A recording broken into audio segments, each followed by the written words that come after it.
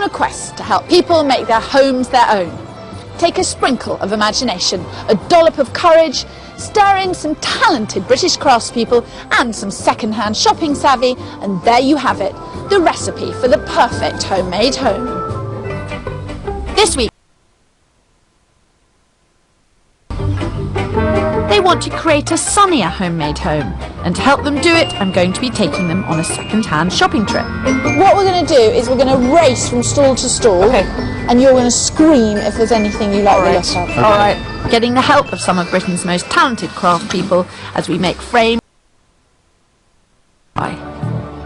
These places are like Willy Wonka for chocolate addicts. Ardingly International Antique and Collectors Fair is the biggest antiques fair in the south of England, with up to 1,700 stalls. Do we think those are just the prettiest napkins? They're old, they've been used a lot, they're not going to last forever. But they'll certainly make it through a few meals yet. And the lovely thing is, the older linen gets, the softer it becomes. That's a done deal. Round the corner there's more fabric, only this time it's in the guise of some rather lovely vintage clothes. Oh, that is a winner, isn't it? That's the thing about these antique markets. They're not just about antiques. It's such a scary word, isn't it? It's just about lovely, pretty things that someone has made. I mean, look at this. Every stitch on this is done by hand, and look, tiny little initials, look. A lot of old cloth like this comes from France, where girls would monogram their trousseau of bed linen and clothes to take with them when they got married. What would be your best price on those two together? Well, this is a proper French I know, it's beautiful, nanny's isn't it? one, isn't it? I mean, that's probably about 1900, 1910. It's a lovely thing, isn't it? The scalloping. Along with the dress and apron, I get a couple of bundles of old fabric, and I'm £75 down. That's a very suspect looking note, isn't it? What, the 50? Yeah. Is it? Do you think it's fake? Well, it's just very suspect looking, don't you think? The embarrassment of trying to pay with a fake note is unbearable, especially when you do it on TV. Oh my God, look! This was in my purse! Luckily, I managed to find a bit of real money and keep shopping. Okay, thanks! Oh, God. When you're furnishing a house, it makes sense to me to buy as much as you can second-hand at markets like this. Often, old things cost less. They're nearly always better made, and by mixing new and old together, you get an eclectic look that is all your own. And it's much greener. I'm passionate about this principle, and it's something I want to encourage in homes up and down the country. I'm starting with Natalie and Terry Knight, who want to turn their Cambridgeshire house into a homemade home. After 13 years, to feel light and airy, so we'll be keeping furniture to a minimum. Using hooks instead of a wardrobe for guest clothes in the bedroom, and searching at second-hand markets for simple wooden pieces to go with their existing rattan chairs in the sitting room. Now, what about this? And as well as buying, we'll be making things, like frames for a set of old maps they own, and a storm lantern to add to Natalie's treasured collection. Oh, this is so much fun! This is like back to school days. This house is going to be an amazing fusion of Natalie and Terry's Caribbean and British curious candles. Yeah, it's illuminating. Yeah. We'll be putting Natalie and Terry's artwork into the frame. Damn, I just came up like seconds too early. And I'll be taking them to the market to prove second hand isn't second best. What do you think, guys? That sounds good. Excellent. You got yourself a deal. Thank you very much indeed.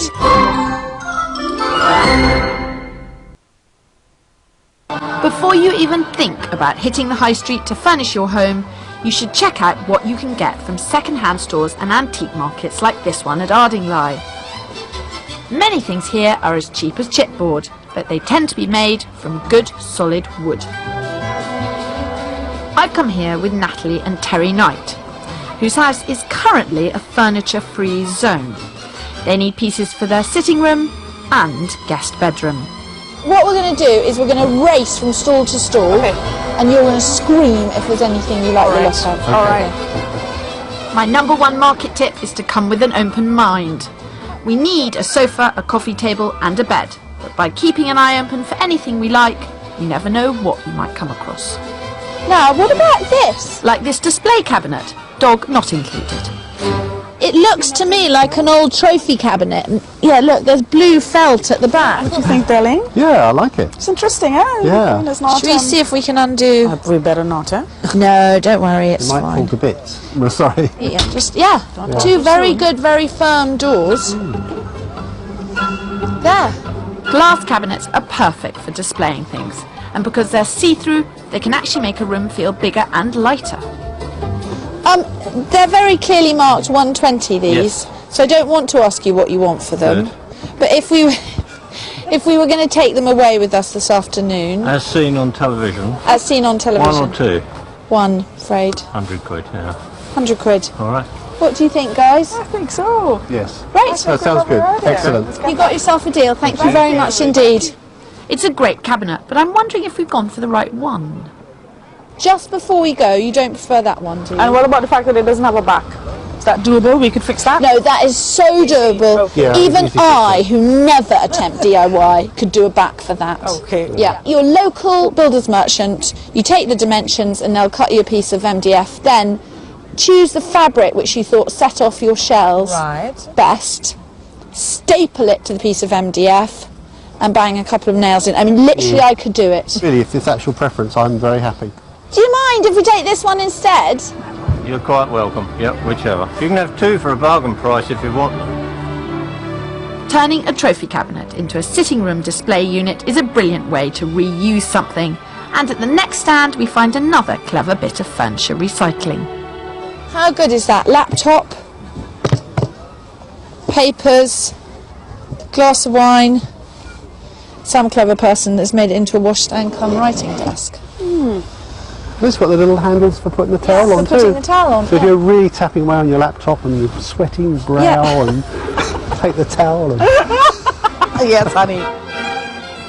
After negotiating a price of £80, we get the writing desk. It's a great start, but there's still plenty more we need. So we'll be enlisting the help of antiques dealer Tony Gearing, who'll be scouring the stalls for us. Little Morris corner chair. Yeah, that's right. How you doing? How much is that? Sorry, it's all. Oh wow, look at this. To go with our second-hand buys, we're also going to make things for the house. And as Natalie and Terry are keen for homes. With the house really coming together, I want to continue the charge. So we will be fighting over furniture at Ardingly Market, I've got the perfect place for them. I do too. horsing around on a trip down memory lane when I go rag and boning. Those of you who think I look daft, feel a lot dafter. Is that candle for me? No. Is it for the horse? Trader Tony Gearing is helping us find some benches for the entrance hall and some lighting for the rooms. He's been in the business for almost a quarter of a century. He's a man who knows his Morris from his Macintosh, and he soon spots a good-looking hanging light. An extraordinary light. I mean, the glass is just absolutely wonderful, and the thickness of it, you can see that it's got to be late Victorian or turn of the century. The incandescent light bulb was invented in the 1870s, and such was the confusion over this new type of illumination that signs were often put up to remind people not to try and light the bulbs with a match. This is quite an interesting little detail. This is for the wire. It actually stops the chafing, so you wouldn't get, electrocuted basically. Until the 1900s, electric lighting was only affordable for the very rich, so lights from this period tend to be fantastic quality. What is the price of this? The best on this? 85, For cash? 75. 60? Here's your money. The joy of buying at antiques markets is that not only do you normally pay less than you would for something of the same quality brand new, but you can also end up with a real bargain, like this hanging light. I really like this actually. I think it's quite a bargain. And probably cleaned up, we can get quite a bit more for it. 60 quid. By buying the light before Natalie and Terry have seen it, Tony's really putting his money where his mouth is. He also picks up a couple of old tram seats, which I have really fallen head over heels in love with. It is the most useful type of thing, a bench, because you get a piece of MDF, you put it on a couple of trestles, you put a piece of fabric over the top, suddenly you've got 12, 14 people for dinner. Well, I personally would strip these back. To the original wood. Underneath you can see the original wood. Pitch pine, it's beautifully grained. I'm secretly hoping Natalie and Terry don't want these benches, as I'm rather taken with them. I've got the perfect place for them. I do too. Unfortunately for me, they decide to take them at £150 for the pair. They also decide to buy the light. Now, what do we need to pay for that, Tony? Well, it was 95 on the label. And after a little bit of jollying around, we got it for 60. Wow. At the end of our market day, Natalie and Terry have 2 benches, a light, a display cabinet, a writing desk and 2 chairs, all for less than £400. Now that's what I call retail therapy. Few months with Natalie and Terry, and now I'm on my way to see how their house has been turned into a homemade home. What I'm really looking forward to is seeing all that lovely stuff that they've collected over the years come out of its boxes and being hung and displayed all over the house with a bit more furniture thrown into the mix. But before I can go inside, I need to put the finishing touches to the lovely scented pillow made with Angel.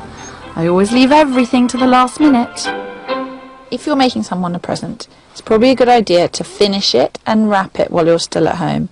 Oh, damn, you see, you shouldn't chat and sew at the same time. Finally, I'm ready. I can't wait to get out of the rain and hopefully into a bit of Caribbean sunshine. Forget the greeting. Get past. Come in. At the beginning of their journey, Natalie and Terry's problem wasn't a lack of things to fill their house with, it was knowing how to put it all together and combine it with new personal touches to create the home they craved.